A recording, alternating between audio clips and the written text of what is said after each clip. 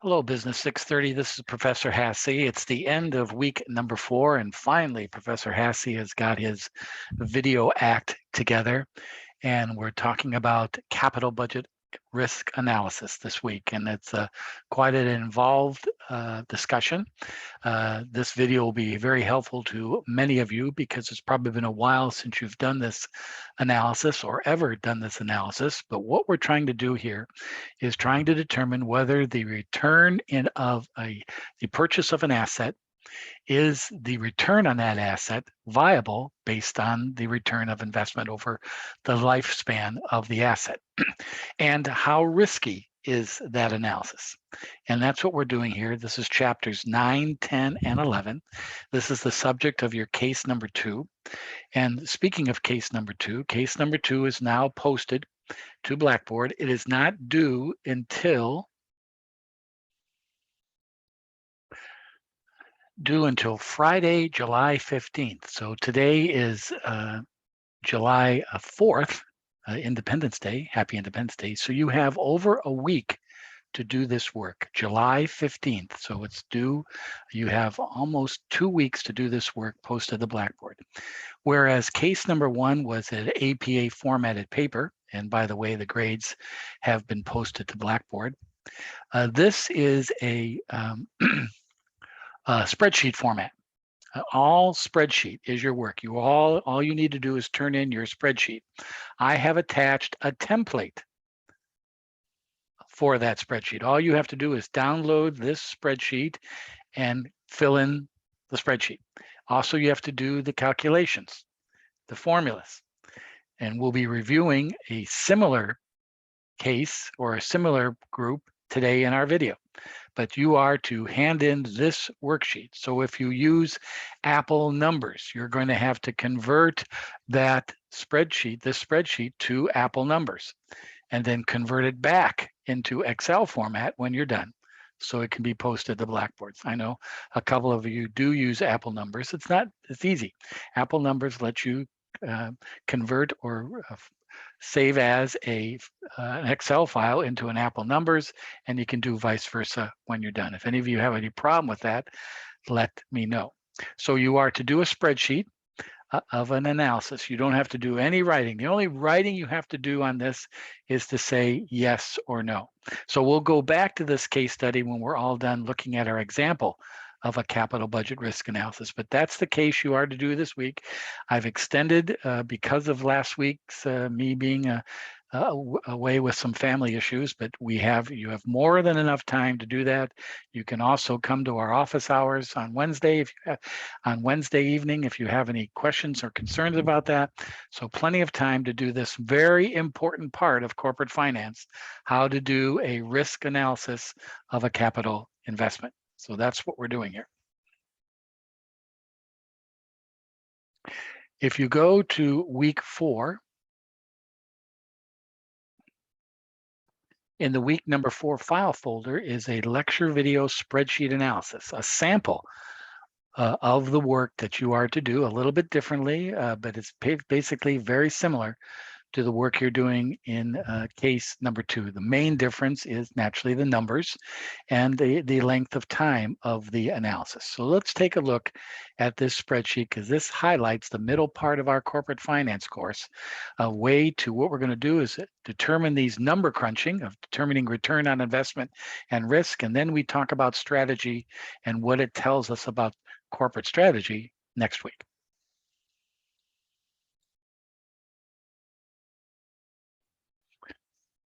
Okay, here's that spreadsheet.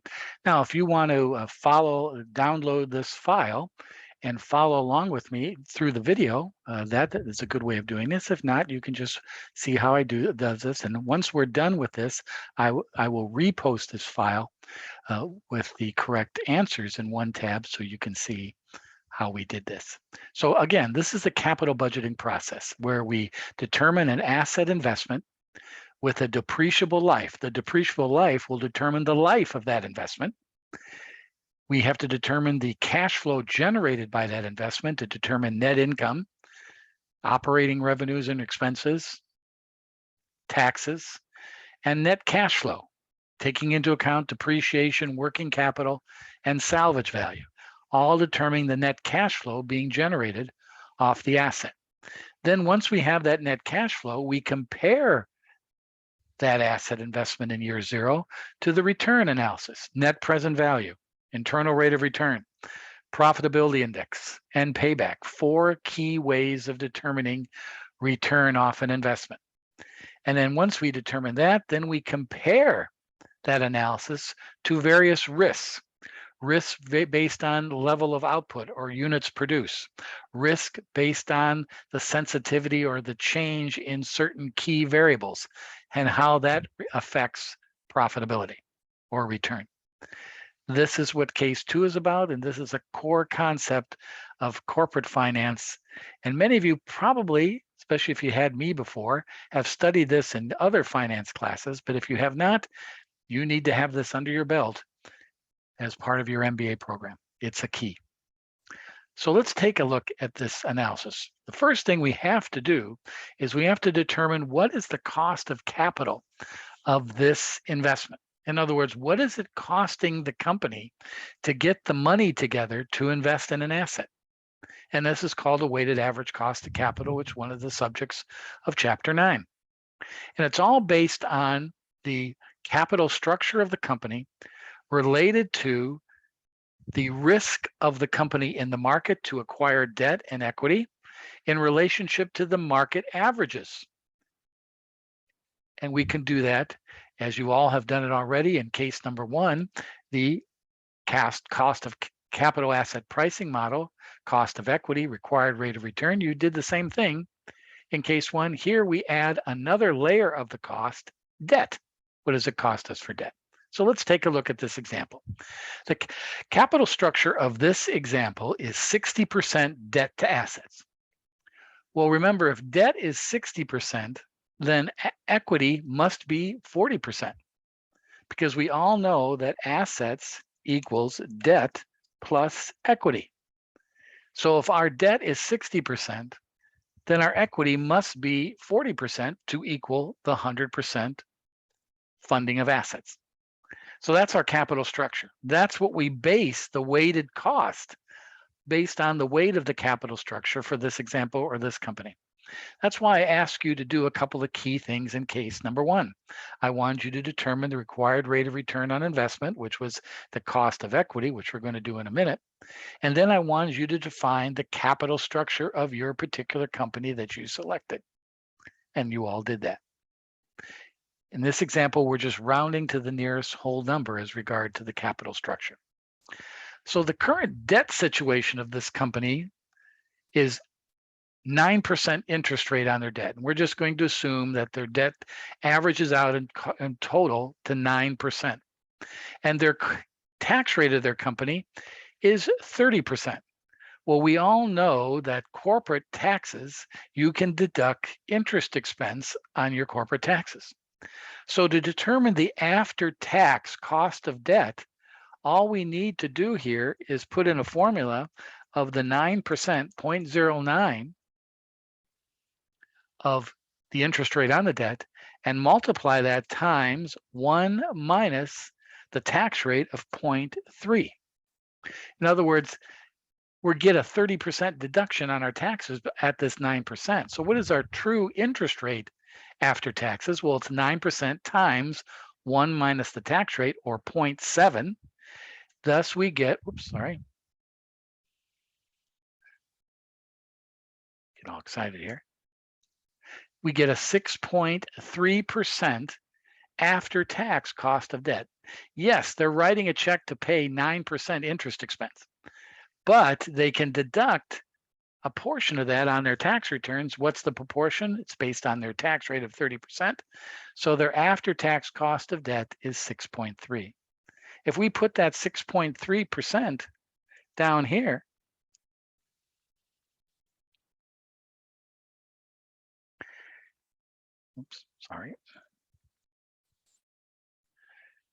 then we take the weighted section of the capital structure, which is debt is 60%, take 60% of 6.3, and there's our weighted average cost of debt for this particular company.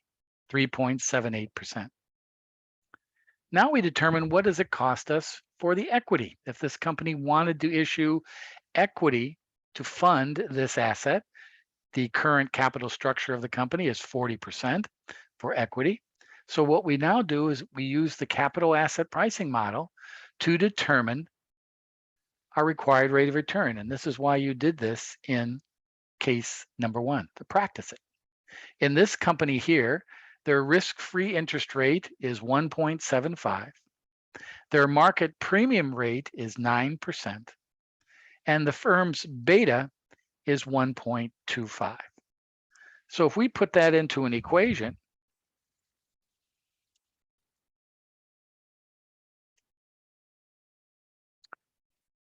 .0175 plus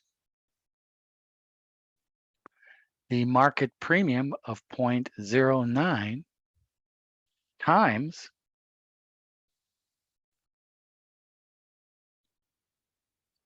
the beta of the company, 1.25. That's the market premium times the risk of the company. And we add that together, we get 13%. 1.75 times 9% times 1.25. We get 13%. So that's what it's costing this company. It's costing them 13% to acquire capital in the form of equity. That's what the required rate of return by their investors are based on the market conditions of their risk, 1.25, to zero risk, 1.75 beta, or interest rate, and average risk of 9% market premium.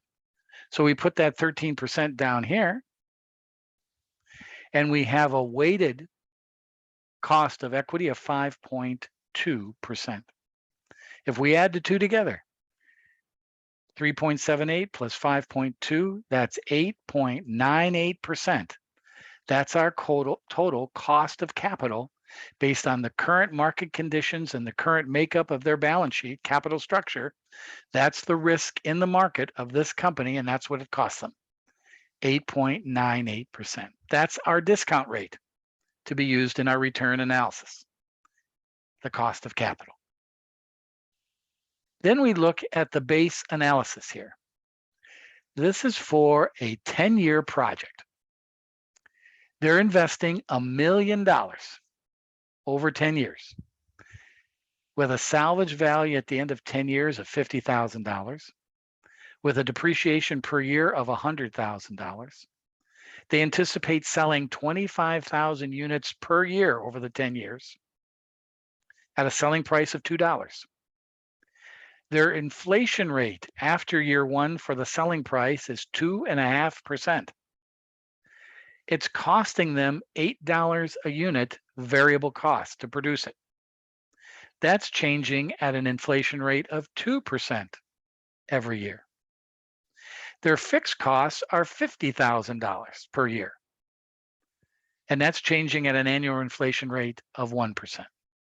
We've already determined that their WACC, or their weighted average cost of capital, was 8.89%. I believe that was what it was. Oh, 8.98%, excuse me. 8.98%. That's their cost of capital. We've just determined that. We know the company's tax rate in this context is 30%, and they have a working capital cost of 12% a year of their next year's sales. We'll talk about that as we go through this. Your job in this base analysis is to determine the cash flows being generated by this investment of $1 million over 10 years. And then take that cash flow and discount it and determine the return in dollars, the return in a percent, the return in a ratio, and the return in time. And that's called a base case capital budget cash flow analysis. Once we're done with that, then we're going to determine what is called a risk analysis, determining scenarios at different probabilities and unit sales, and changes in key variables by plus or minus various deviations of percent. And that's in this screen. Hang on here. And we'll do that risk analysis. Just a sec. Get that out of there. And there's this risk analysis here that we'll be putting together in this tab. All right. And this is what you have to do in case number 2. Not for the meek now. This is MBA study and number crunching at its best. So we've already determined that our cost of money is 8.9%. Now let's determine our cash flows. First of all, we know the investment in year 0 today is $1 million. $1 million. Notice I have some preset formats here with the formulas. You do not have this luxury in your case 2, though I do give you the template set up. You have to put in the formulas and calculations. So investment of $1 million is going to generate a salvage value at the end of its life of $50,000. So at the end of year 10, the last year of the project, they're going to get $50,000 of additional money by disposing of this investment. Now they're going to fully depreciate the asset over its life at $100,000 a year. Matter of fact, let's put that in right now. So there's the 100,000 depreciation. Notice what happened when I put in that 100,000. It automatically calculated my EBT and my net income, but I still have a lot more numbers to put in. But also it put that 100,000 down here back as positive cash flow, adding back in that depreciation, because depreciation, as you know, is a non-cash expense. So we add it back in. So we now know that we're fully depreciating. Whoops, I forgot this one number here. I can't forget year 1. There we go. So we're fully depreciating $1 million or $100,000 a year. So that $50,000 salvage value in year 10 is going to be capital gain. So we have to take tax on it.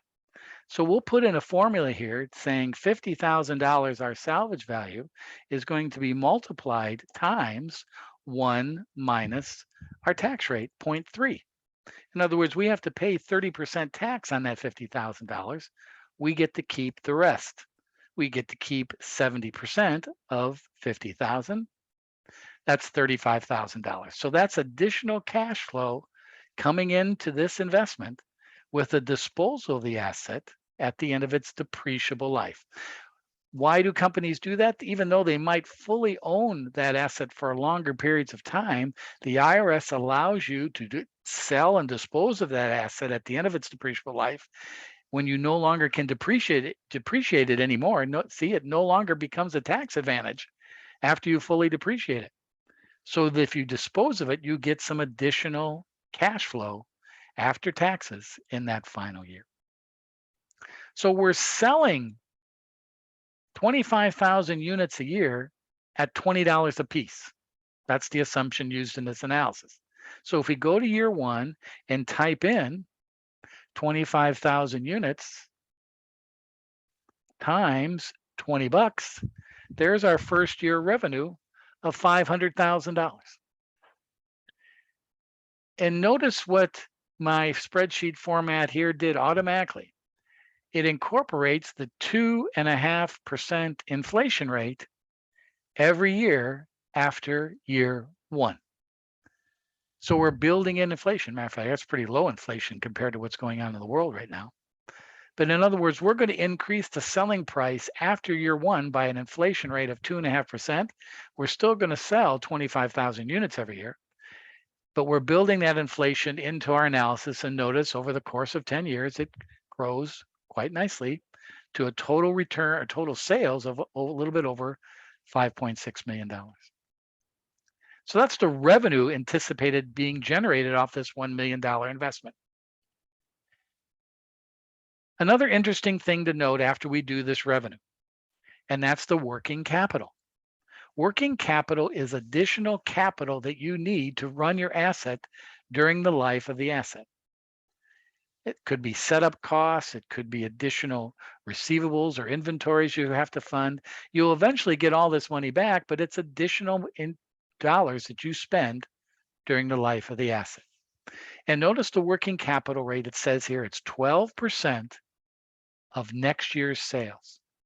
So in year 0, I take 12% of 500,000. That's an additional $60,000 of cash I need to have available to fund the setup of this investment asset. So as you can see now in year 0, my total investment today is $1,060,000. And then as my revenue changes every year by the inflation rate, I have additional working capital costs because those sales change over the course of the life of the asset. And here's how I do it.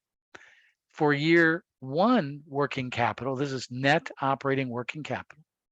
I take the delta in this formula between year 2 sales in year 1, which is $12,500. And then I multiply that $12,500 by 12%. So that means I have to allocate an additional $1,500 cash of additional cash to run the asset during year 1. If you notice, the total of 60 and 1,500 is $61,500. If you take 12% of 12,500, that's $61,500. We're maintaining the 12% base of next year's sales throughout. Another way of looking at working capital is if any of you ever bought an automobile and you paid for the asset. Let's say you paid $40,000 for a car. Is that the end of your expenses to monitor that car? No. The rest of those expenses are insurance, registration, maintenance. That's all additional investment that you make into that car. That's called working capital. In the case of an asset that's generating revenue, which your car probably is not, you get that money back over time, but you still have to allocate those cash flows out to maintain your automobile, to maintain that asset over its life. And that's what this represents.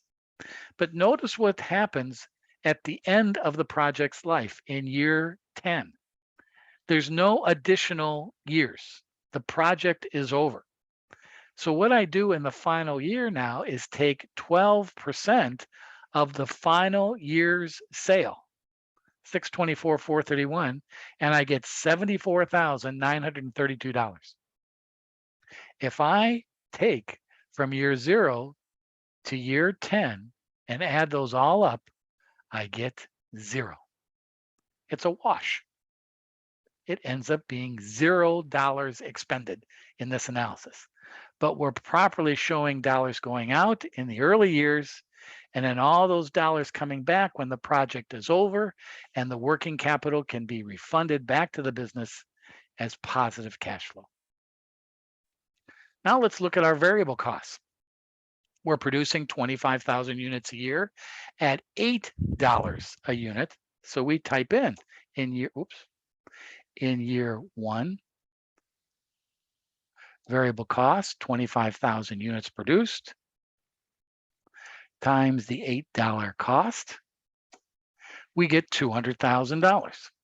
And notice, due to the miracle of spreadsheets, it's now increasing that by the inflation rate of 2% every year. Remember, sales was 2.5. There it is right there. Variable costs are 2%. 2% increase by inflation over the life of the variable cost. And then we get to fixed costs. Remember, fixed costs are just a flat dollar amount, no per unit. So in the year 1, our fixed costs are $50,000. But also fixed costs do increase, and in this case, they increase 1% every year. And there's the fixed costs increasing at 1%. So notice right now, our spreadsheet is complete. We've determined our revenues, our expenses. We now take that earnings before taxes, the total here of revenue minus expenses, and take 30% of that. That's our tax rate. Subtract that, and now we get our net accounting income generated off this investment of 100,000, revenues, expenses, and taxes. So we're making $1.322 million in net accounting income off this investment. But that's not our project cash flow. Our project cash flow is taking into account the working capital, the depreciation add back, the salvage value in year 10, and the working capital being balanced out at the end of its life. And adding and subtracting those from net income, we get $2.417 million of projected net project cash flow. Pretty good. So an investment of $1,060,000 is generating over the 10 years into the future, $2.4 million. But what does this mean today in year zero? We're spending the money today. How can we correlate this future flow to what we're spending today? And that's what these 4 numbers are telling us. Remember, the net present value is taking the discounted cash flow and comparing it to the investment. Well, what's the discounted cash flow? It's this flow of cash, $2.4 million, discounted back at 8.98%, our cost of capital that we determined earlier. So if we put that into a formula, equals formula function net present value. This is the function key in our spreadsheet, very handy. The net present value with our interest rate is our cost of capital of 8.98%. We determine that. And our values are year 1 through year 10 cash flows. In this case, F21 to O21, I'm taking the cash flows for every year, and now I'm going to discount them back at 8.98% in this function. I get 1,500,092. Pretty cool. So my net present value is the difference between the discounted cash flow and the investment, 440,092. That's my discounted cash flow net present value. Pretty good. It's a profit. So we're returning in today's dollars $440,092. That's a return analysis number 1. Return analysis number 2 is the internal rate of return. What is this $440,092 in a percent? Formula, function, internal rate of return, IRR. And all we do here is paste the values of year 0 to year 10. Year 0, column E to year 10, and it's going to automatically calculate 17.03%. So on an investment of $1 million, we're generating 17.03% return on our investment. That's compared to a cost of 8.98. That's a good thing. Our profitability relationship is a ratio of the discounted cash flow to the net cash flow. What is that relationship? All right. Well, we put that in there as discounted cash flow divided by negative net cash flow. We want to make that a positive. And we get a ratio of 1.42. In other words, if you want over 1, so we're getting a ratio of 1.42 times greater than 1 of our investment. It's a ratio. And then now we do, and I'm going to get rid of this so I can show you how this is done. Now, how long did it take us to get this 1,060,000 back in dollars? It's called a payback. So in year one, we have an investment of a 1,060,000 and we generated $203,500 of return. So at the end of year one, we still have $856,500 to pay back of the investment. Then in year two, that 856.5 is going to be reduced by the cash flow of year two. We're down to 647,438. And now that we have that formula there, we can now just slide it over. And notice at the end of year five, we've built up a positive return of $14,730. So it took us 1, 2, 3, 4, and part of year five to pay it back. How much of a part of year five? Easy. We now just take the percentage of how much was left to recoup at the end of year four and divide that by our year five return, and we get 94%. 1, 2, 3, 4.94 years. And that's our payback period. 1, 2, 3, 4, and then 94%. It took us 94% of year five to pay back to the 1,060,000. So it took us a little bit under 5 years to pay back the 1,060,000 in strict cash payments or return. So there's our risk analysis. Our capital base analysis.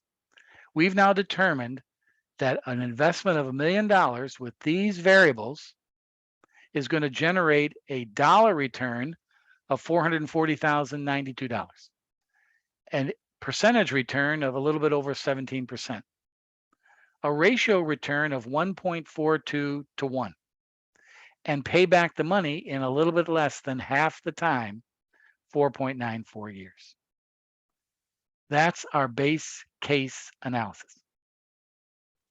Now what we'll do next is determine, okay, this is what we think is going to happen right here. But what happens if certain variables change? Our sales change. Our costs and revenue changes. Over the next 10 years, these things can change. Market conditions, economic conditions, competitive conditions. So let's see, can we maintain profitability if certain factors change?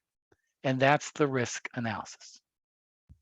So let's take a look at that now.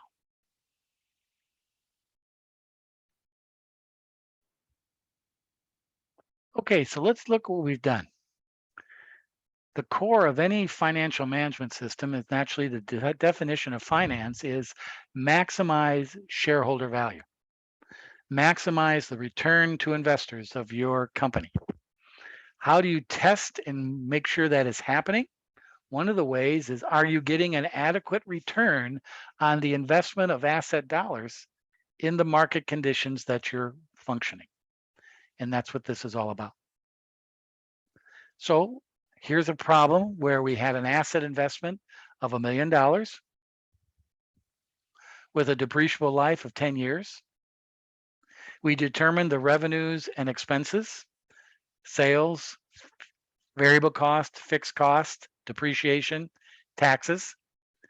And we took those and added or subtracted depreciation, working capital, and salvage value to determine our net cash flow. Then, as we just did, is we determined the return in dollars, net present value, percent, internal rate of return, ratio, profitability index, and years paying back, the payback method. Now what we're going to do is take a look at different factors that can affect risk, scenario, and sensitivity information. All these you do in case number 2. So here's our base case. We've already done this analysis. Cool. Now we're going to take a look at what if we have, instead of 25,000 planned sales, 12,500 units per year. Are we still going to make money? What happens if we have stronger sales, 35,000 units a year? And what happens if our selling price deviates plus or minus 5, 10, or 15%? How does that affect profitability? And how does the variable cost changing affect profitability? And how does the fixed cost changing affect profitability? How are these individual numbers sensitive to profitability? This is called the scenario risk analysis and the sensitivity risk analysis. So I've set up this file here called risk analysis, where we are going to determine this information. We're trying to now find what is the NPV if these certain factors happen. And we're also given in the analysis of scenario the likelihood or probability that we can get those outputs. There's a 50% probability that we're going to sell 25,000 a year. There's a 25% probability that we're going to have strong sales, 35,000 units a year. And there's a 25% probability that we're going to have weaker sales of $12,500 units a year. Now, where do these probability numbers come from? Well, many companies have what is called risk managers. Part of their job is to assess the risk of the company for new things happening. Many times you hire public accounting firms to find this information for you. Public accounting firms have consulting units that can help you figure these out. So there's a variety of ways of determining these probabilities. In this class, though, you're lucky. You're just given them. You don't have to calculate them. Well, we already know from our base case analysis that our net present value based on 25,000 sales is going to be $440,092. So let's just put that right here, $440,092. That's our NPV at a selling scenario of 25,000 units. But now what we do is we determine the weighted NPV based on the probability of that occurring. So we take 50% of the $440,092 and we get $220,056. These scenarios and sensitivity analysis are described in chapter 11 of your text. Now, what is going to be our net present value if we sell 35,000 units a year? Well, thank you. That's why we use spreadsheets. So if I just go back to my base analysis and just change this 25,000 units sold a year to 35,000 units a year, my spreadsheet already set up will automatically determine my net present value based on 35,000 units. And watch what happens. There it is. Sales go up. Naturally, expenses go up to a point because we're producing more. Working capital changes. It all automatically does happen because I preset my template with my formulas. What's the NPV? $1,026,552. So if we end up getting in a market where we're going to sell more, we're going to make more money. Logical. 1,026,552. So we type that here. And we take 25% of that, the probability of that occurring, and there's our probability NPV. But what happens if we have a weak market where we can only sell 12,500 units a year? Put that number in, and now notice, we lose money. At selling 12,500 units a year in that type of scenario, we're losing $292,983. Ouch. All right. 292 983.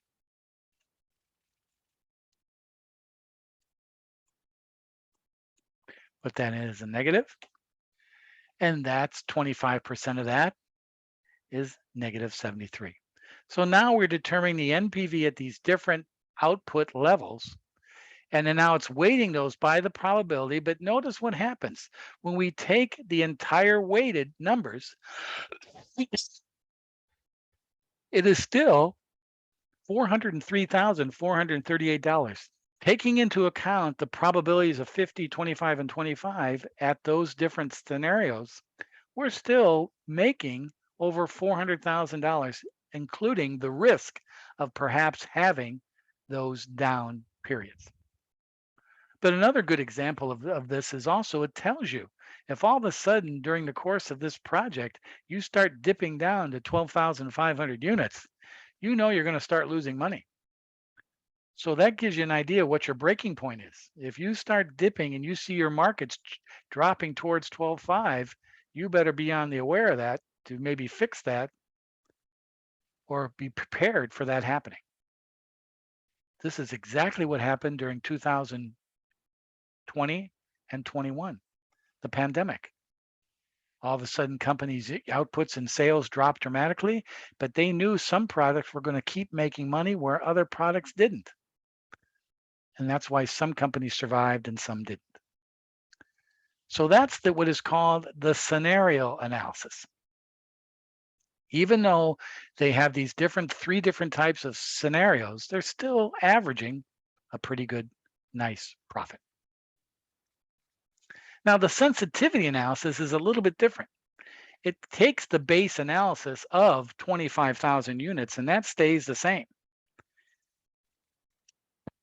440,092. But it takes a look at how is NPV effective if we change the amount of revenue per unit, or the variable cost per unit, or the fixed costs per unit. How those changing those variables separately, how do they affect net present value?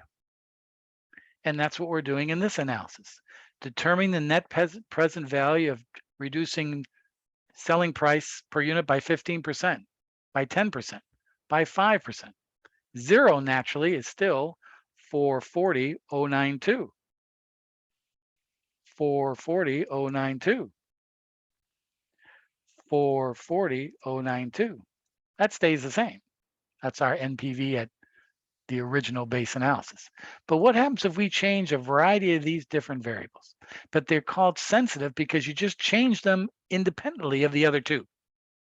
So what I have to now do is go back to the base case analysis and do this calculation, changing the selling price by these different percentages and determining the NPV for those percentages. So if I go here and I go to sales price per unit equals $20 times, oops, 0.85. What's 0.85? Well, it's 15% less than 100, right? 100 minus 15 is 85. So I'm now going to take 85% of $20, and that's going to be my selling price. I hit equals or return, and since I already have my spreadsheet all set up, there it happens. So if I lower my selling price by 15% to $17 a unit, I'm now only going to make a profit, an NPV of $74,512. So I put that $74,512 into my analysis. Go back to the base now and drop this by 10%. So $20 times 0.90. That's a 10% reduction. 196,372. I'm making a little bit more money because I'm now selling my unit at $18 a pop. And why do we do this? Because there's always a possibility for us, in order to sell 25,000 units, we're going to have to sell it at $18 instead of the 20. The $18 is what the market or our customers will accept now to sell that 25,000 units. That's what we're doing this. So 196, 372. And notice over here, I've put in a cool little chart here that's going to track these lines, and I'll show that as this builds over the time I'm doing this. What's a 5% reduction in price? $20 times 0.95. 318, 232.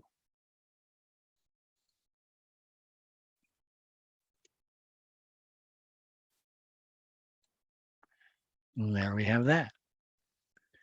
What if we do 5% increase in our selling price? Let's say the market says, you know, we're going to buy your product. You can sell it for more, i.e. Apple Computer. So I put $20 times 1.05. That's a 5% increase. I'm going to make more money now. 561,952.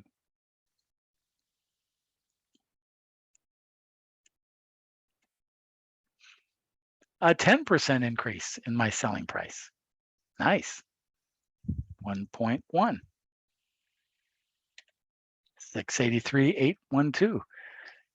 Many of you who are involved in companies where there's such a supply and demand for your product, you can get away with increasing your selling price knowing that your customers will buy it no matter what. Not too many of us have that luxury in business, but some companies do. 683,812. And then finally, a 15% increase in our selling price, 1.15, 805, 672.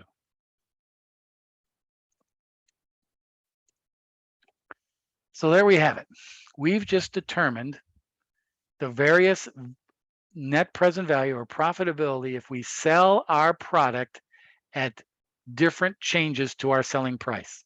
Still selling 25,000 units, but at different selling price per unit levels.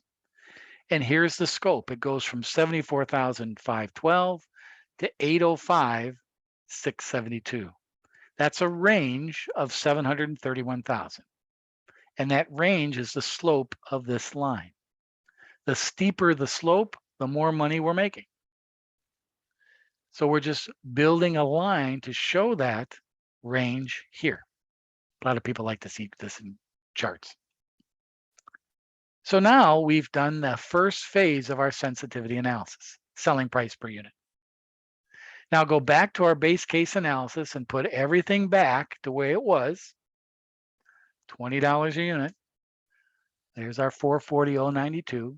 Now what we're going to do is we're going to now see how the reduction or increase in variable costs affects NPV separate. How sensitive is this variable? So $8 times $8 times 0.85. That's a 15% reduction in expenses. We get, naturally, we're going to make more money.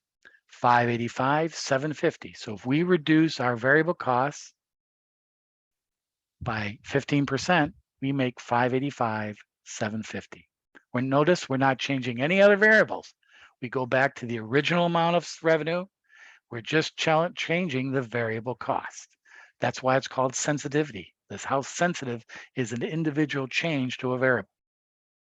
It's 585, 750 right here. And we put that into our table. A 10% reduction in variable costs. $8 times 0.90. 10%. 537, 197 net present value.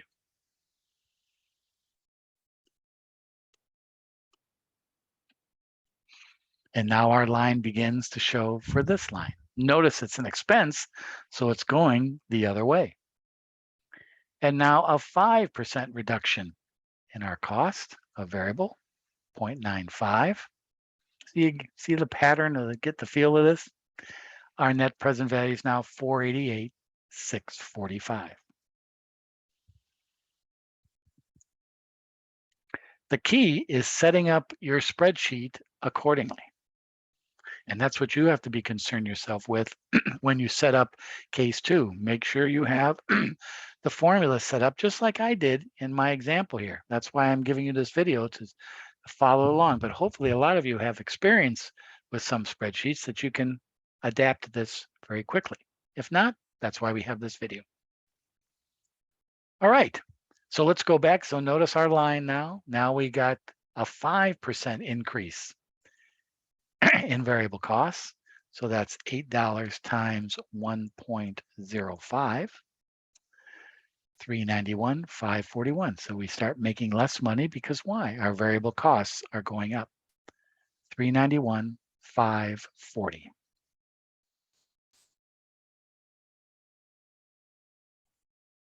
A 10% increase in the $8, 1.10. 342, 897. And you know you're doing this right because notice how the line is straight. There's no blimps. Let's say I do a typo and I type in 382, 987. See how the line changes? So something's amiss. It's not being consistently changing as a straight line. I must have made a mistake. So I go back and I go back to my analysis. Oh yeah, it's 342, 987. I made a typo. And there it goes back to being straight. So if you ever, you don't have to do a chart in case number 2, but if you want to use a spreadsheet, you know you're doing this correctly if your line stays straight. Now a 15% increase in variable costs, 1.15, 294, 434, 435.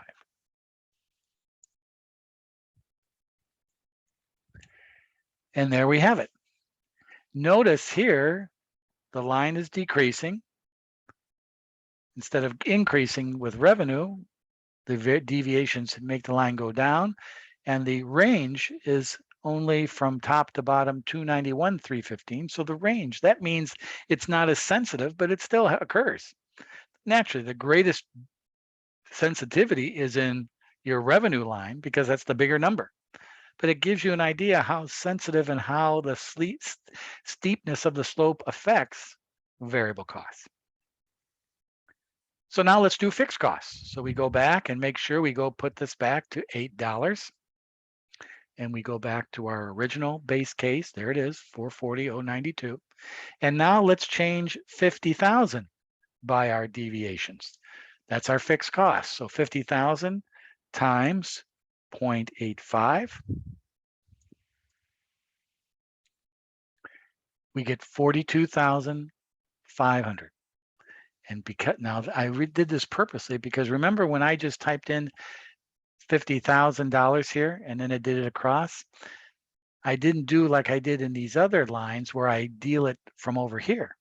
So now I got to make sure I go and change this line to match the 42.5. So all I have to do is go here in year 1 equals the cell that the fixed costs are in, and it automatically fixes that. So make sure your formulas are correct as you do these spreadsheets. So if I reduce fixed costs by 15%, naturally I make more money, 475, 127. And there we go. Let's reduce fixed costs by 10%.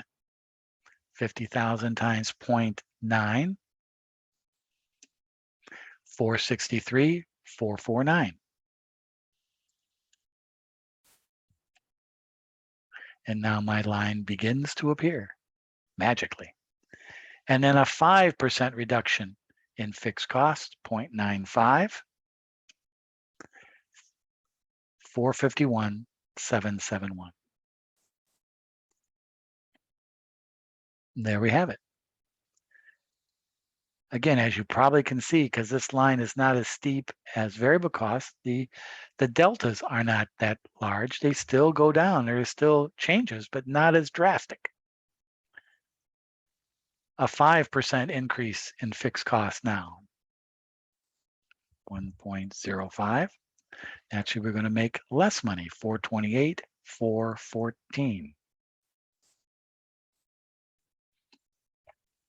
A 10% increase in fixed costs, 1.1, 416, 735.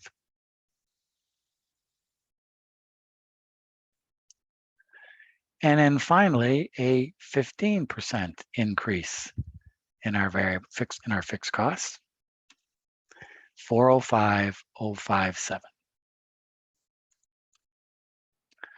And there we go. And again, a nice straight line. And there we have it. We have now done a sensitivity analysis for 3 variables. Now let me explain to this, and before I do that, let's go back to our original numbers there. Always good to show. There we go. Save this file naturally. After I did all this work, you should save it a little bit more regularly than I just did. But what does this mean? Well, it means that we've done a couple of things. We've looked at the level of outputs and the likelihood of those happening and how it has affected our profitability. We also have looked at changes specifically individually by key variables. And if any of you have ever heard of the company Oracle or SAP, these are business software companies that produce software that compute this information for companies. You can download the accounting data, and their systems, their applications will convert that accounting data to a scenario and sensitivity analysis, variable and fixed costs.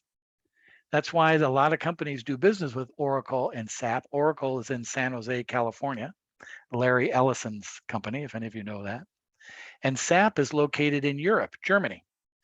And these two are the main application softwares for companies. Instead of putting together these spreadsheets, because you have so many different types of costs and variables, you download and have these applications to do them automatically with your accounting records. And companies are constantly looking at these sensitivities and scenarios, because if they see the market changing, if they see that they can no longer sell 25,000 units a year, so they're going to have to lower their selling price to do that, how does that affect profitability? Or if they have a labor contract coming up and their variable cost rate will be changing, how will that affect their profitability? This all helps in strategic management decisions about how you proceed with the management of your products and services. That's why this base case analysis is called a capital budget analysis, but also it's a template to judge as you go into the future your projected profits versus what's actually happening. Were these numbers correct when you put this together 5 years ago? That's why it's called a budget. It's a determination. And also you can tell your investors, hey, if everything goes okay, we're going to be making 17%. So why don't you give us the $1 million and we'll pay you interest and return based on these projected numbers of this asset. This is a lot of business planning modules in business strategy. We're beginning this discussion with you doing the number crunching in case number 2. So here is your spreadsheet that explains this process. And then when we come back in just a minute, we'll take a look at case 2 and how to apply what we've done here to case number 2. Be right back. Okay, to wrap up this week 4 video, first of all, if you go to your Blackboard in week 4, you will see the spreadsheet analysis that we began to work on in this video here, and then the solution file here. So 2 different files, the same problem. I give you the solution files with all the formulas and information. And then here's the original file we started out with that we sorted out. And you can use this as a practice file if you'd like. So there's that. If you go to case study file folder and case number 2 now, You will see the case in both PDF and Word doc format. You will see a rubric showing you how I will be grading this spreadsheet work, and then the actual worksheet that you'll do your work on. That's what you'll do. And here's what those files look like. Here's the rubric, and the rubric is a good thing to have for a student because it shows you how I'll be grading this spreadsheet and what type of weight I'll be giving it. And if any of you have looked at your case number 1, grade center, and what the sheets that I sent you back and how I determined your grade, I showed it's very similar to this and how I determined your grade for case number 1. So 15% of case number 2 is calculating out the weighted average cost of capital. 40% of the grade is in cash flow, the net project cash flow. 30% is doing the return analysis, NPV, IRR, profitability, payback, and whether the project was a yes or a no. And then finally, 15% of the grade is the risk analysis. See, if you still have some troubles with the risk analysis, it's weighted a lot less than the other 2 main sections. 70% of the case is your base case analysis. So that's the rubric, and it shows you how I'll be grading it.